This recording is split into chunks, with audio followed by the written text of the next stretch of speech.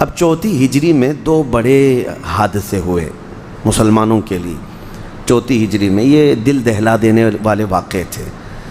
ہوا یہ کہ نبی پاک صلی اللہ تعالیٰ علیہ وسلم کی بارگاہ میں ایک شخص ابو برا نام کا تھا، اس کو ملاعب الاسنہ کہا جاتا تھا، برچھیوں سے کھیلنے والا آدمی۔ وہ حضور کی بارگاہ میں آیا تو حضور نے اس کو اسلام کی دعوت دی۔ نبی پاک صلی اللہ تعالیٰ علیہ وسلم نے اس سے کہا کہ تو اسلام قبول کر لے۔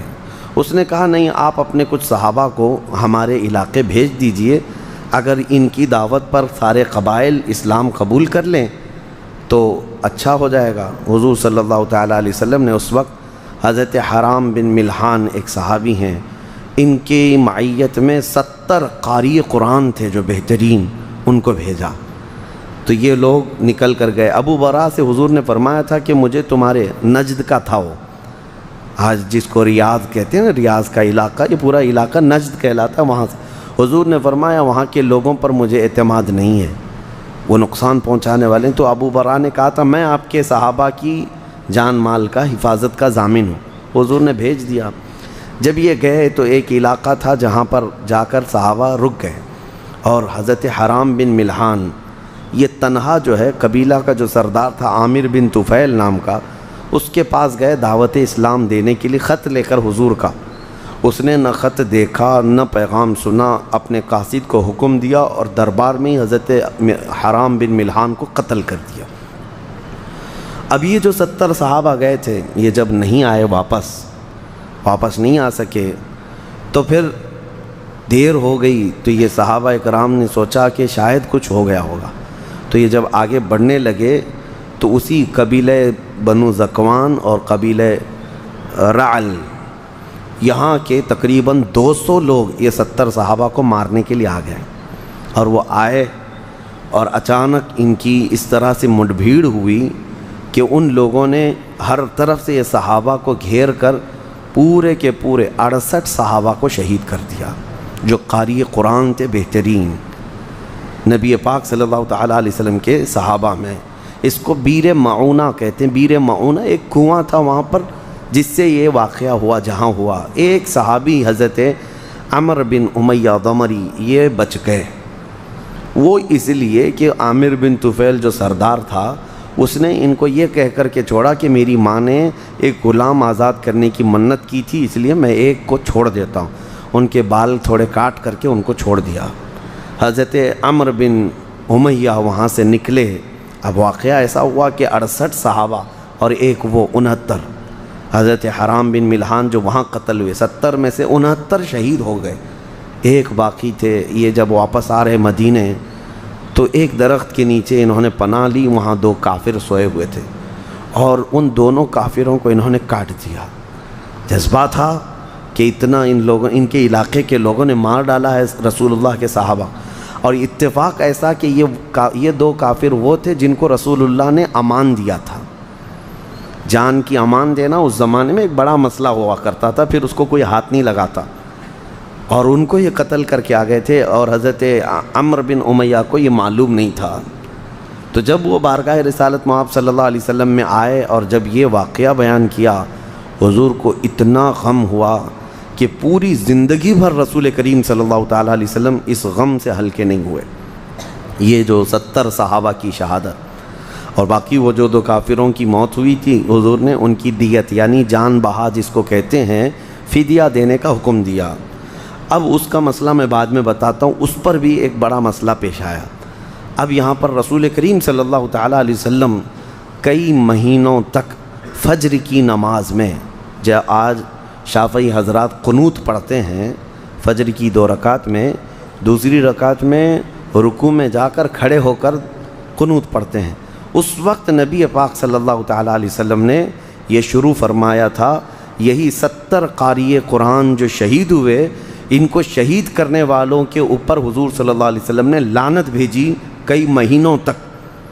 اس کو اس وقت قنوت نازلہ یعنی مصیبت کے وقت، وہ ایسی مصیبت تھی جس وقت حضور صلی اللہ تعالیٰ علیہ وسلم نے یہ قنوت نازلہ پڑھا تھا، اور کنٹینیو نماز میں یعنی فجر کو حضور صلی اللہ تعالیٰ علیہ وسلم یہ پڑھا کرتے تھے۔ بڑا غم تھا حضور کو۔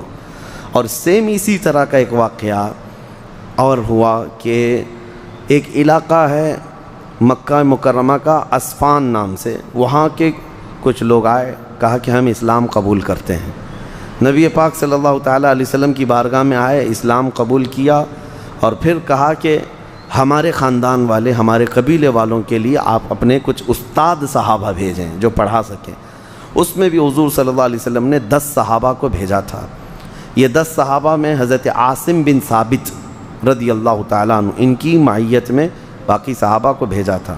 یہ مکہ کے قریب علاقہ ہے اسفان، ابھی یہ اس علاقے میں پہنچے نہیں تھے، رجیع نام کا ایک علاقہ آتا ہے، اس علاقے میں پہنچے تھے تو یہ کفار نے دھوکہ کیا، اور ایسا دھوکہ کیا کہ ان کو وہاں پر گھیر لیا 10 صحابہ کو۔ تو صحابہ اپنی جان بچانے کے لیے اونچے ٹیلے پر چڑھ گئے ہیں، اور یہ جو کفار آئے تھے انہوں نے اپنے قبیلوں کو، اپنے خاندان والوں کو خبر دی کہ آ جاؤ، یہاں محمد صلی اللہ علیہ وسلم کے 10 غلام ملے ہیں، ان کو قتل کرنا ہے۔ اب اونچے ٹیلے پر جب صحابہ گئے تو اوپر سے تیروں کی بارش کرنے لگے صحابہ، تو یہ کوئی بھی مقابلے کی ہمت نہ کر سکے، تو پھر دوسرا دھوکہ انہوں نے کیا، اپنے ہتھیار سب پھینک دیے کافروں نے، اور کہا ہم جان کی امان دیتے ہیں، اتر آؤ، اب تمہارے سے ہمارا کوئی مقابلہ نہیں ہوگا۔ حضرت عاصم بن ثابت چونکہ ان 10 کے امیر تھے، آپ نے کہا مجھے کسی کافر کی امان اور پناہ پر بھروسہ نہیں، میں اللہ کی پناہ میں ہوں۔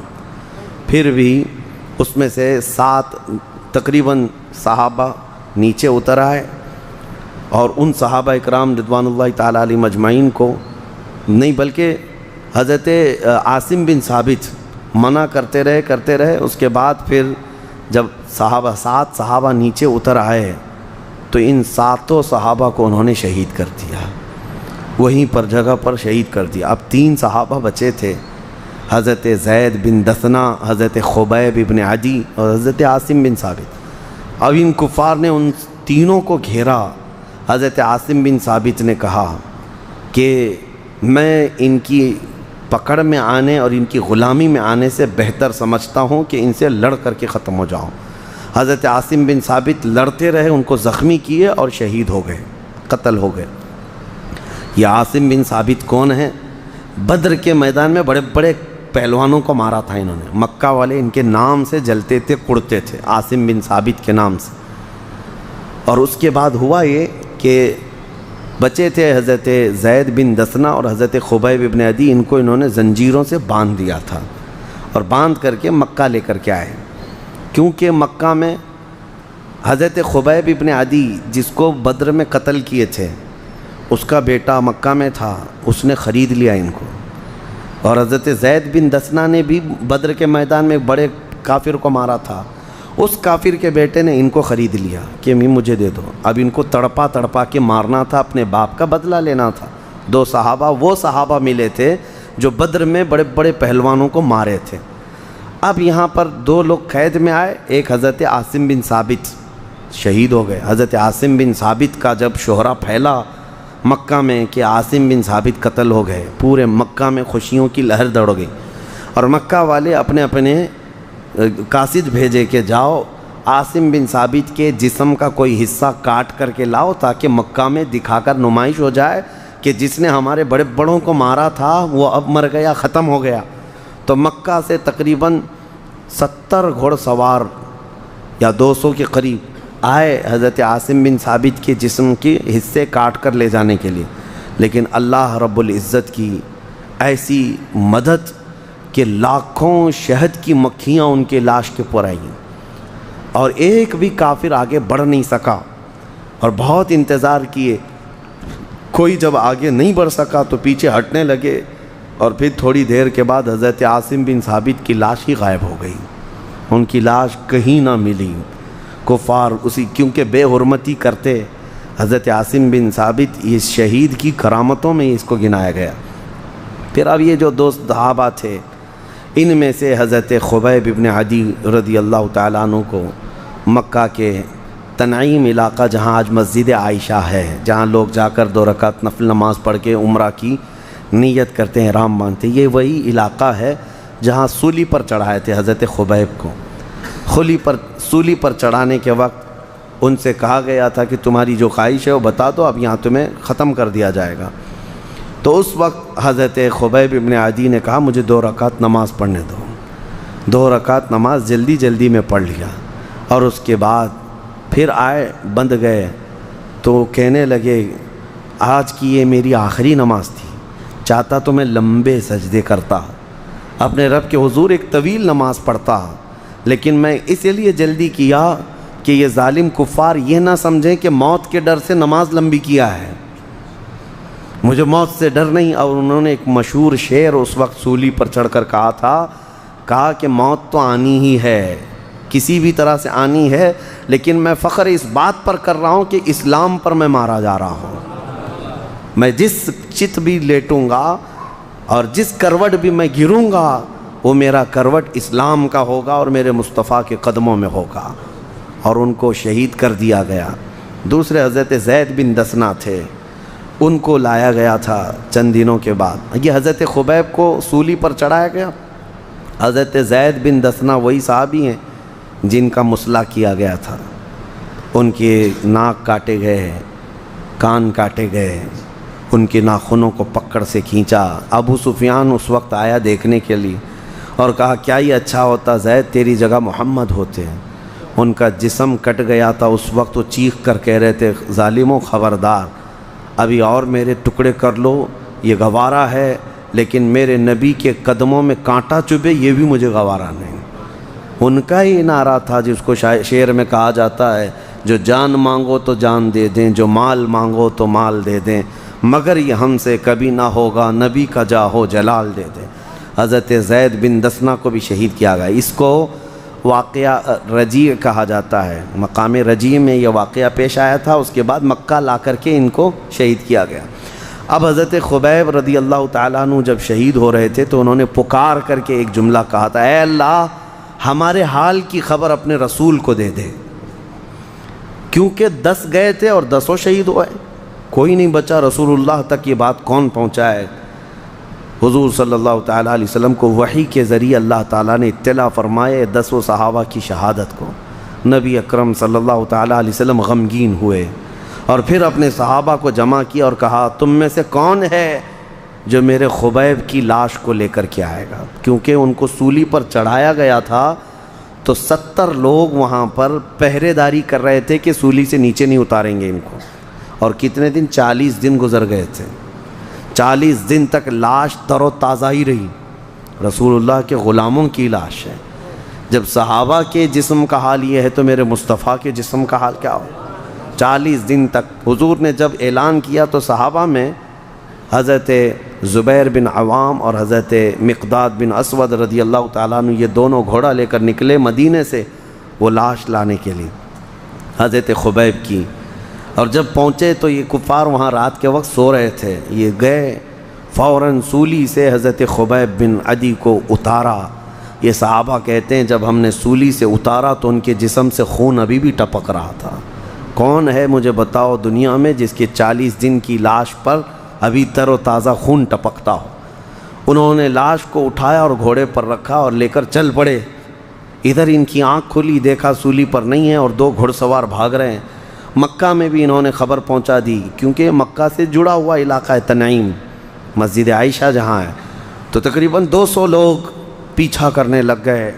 اب حضرت زبیر اور حضرت مقداد 2 ہی لوگ تھے جو لاش کو لے کر جا رہے ہیں۔ جب انہوں نے دیکھا کہ پیچھا ہو چکا ہے ہمارا تو اللہ کریم کی بارگاہ میں عرض کرنے لگے مولا یہ تیرا بندہ ہے، تیری محبت میں انتقال کیا ہے، اس کی لاش کو کافروں کے ہاتھ لگنے سے محفوظ کر دے، شہید ہو چکے، اب اس پر مزید ان کو کچھ نہ ہو۔ صحابہ کی آپسی محبت تھی۔ اور اس کے بعد جب کفار تقریباً 200 کی تعداد میں گھیرنے پر آئے، حضرت زبیر اور حضرت مقداد نے حضرت خبیب کی لاش کو زمین پر رکھ دیا تو اچانک زمین پھٹ گئی، حضرت خبیب کو نگل گئی، وہ وہیں دفن ہوئے۔ اچانک زمین پھٹی، حضرت خبیب کی لاش اندر گئی۔ ان کو بلیع الارض کا لقب حضور نے دیا تھا کہ زمین کا لقمہ ہیں وہ، یعنی اندر گئے۔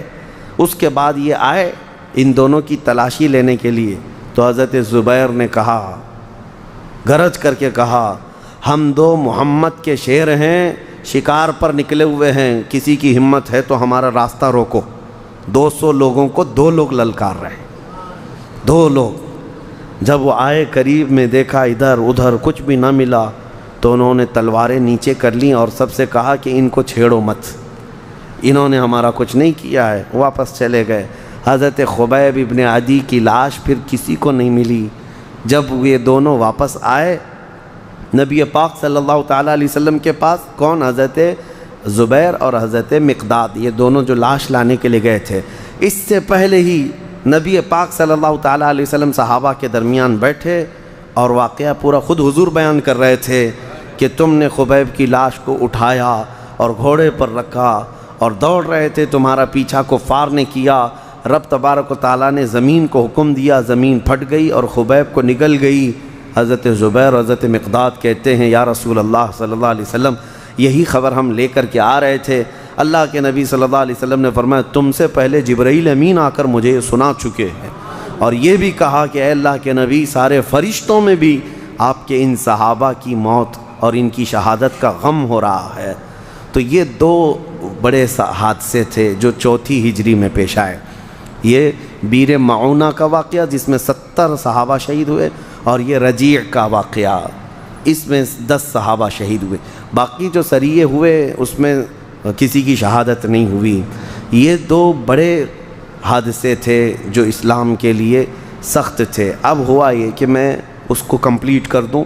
حضرت عمرو بن امیہ زمری نے 2 کافروں کو جو مارا تھا، وہ 70 میں سے ایک جو بچ کر کے آئے تھے، اب نبی پاک صلی اللہ تعالیٰ علیہ وسلم نے کہ وہ 2 کافروں کے لوگ تھے، اب وہ لوگ بدلہ چاہیں گے، مقابلہ چاہیں گے، اس کے مشورے کے لیے یہودیوں کے 3 قبیلے مدینے میں آباد تھے۔ میں نے شروع میں بتایا تھا 3 بڑے بڑے قبیلے تھے، بنو نذیر، بنو قریظہ اور ایک بنو قینقاع۔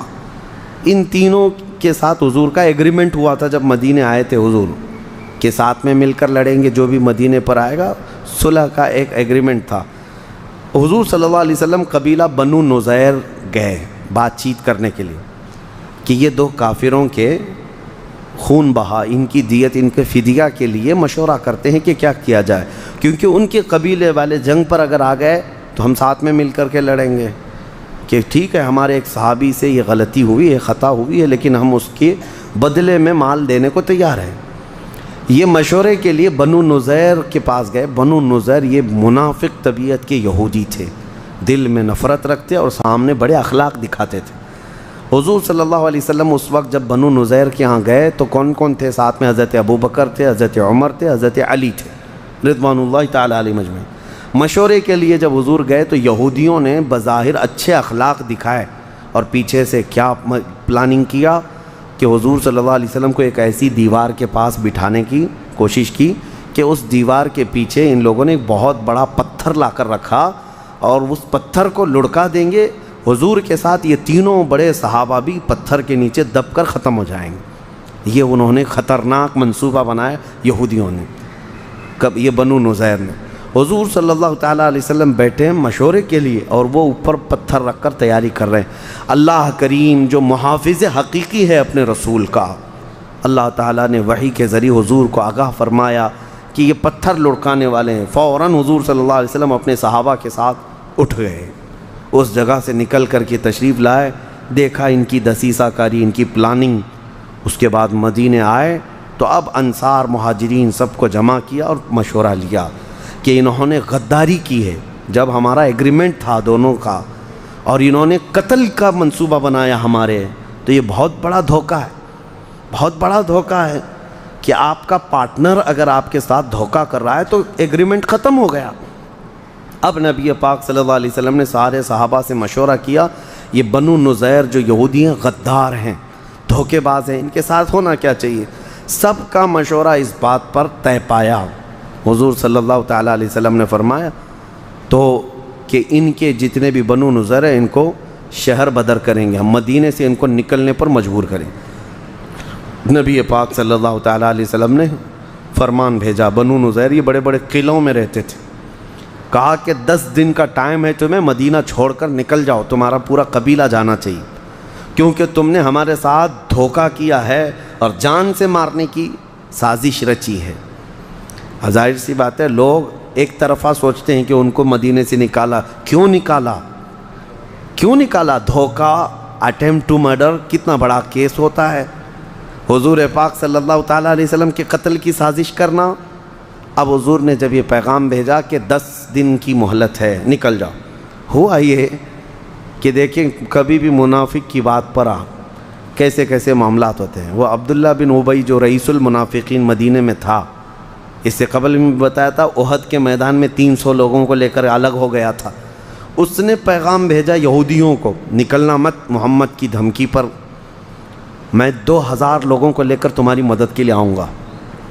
یہ ایسی ڈینگے مارتا تھا منافق، اور مسلمانوں کے ساتھ نماز بھی پڑھتا، حضور کے ساتھ رہتا بھی تھا۔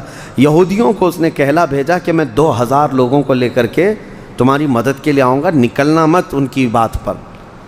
اور اس کے بعد پھر یہ بھی کہا کہ 2 قبیلے اور بھی ہیں یہودیوں کے یہاں پر مدینے میں، بنو قریظہ، بنو قینقاع، وہ بھی تمہاری مدد کے آئیں گے، ڈرنا مت ان کی دھمکی پر۔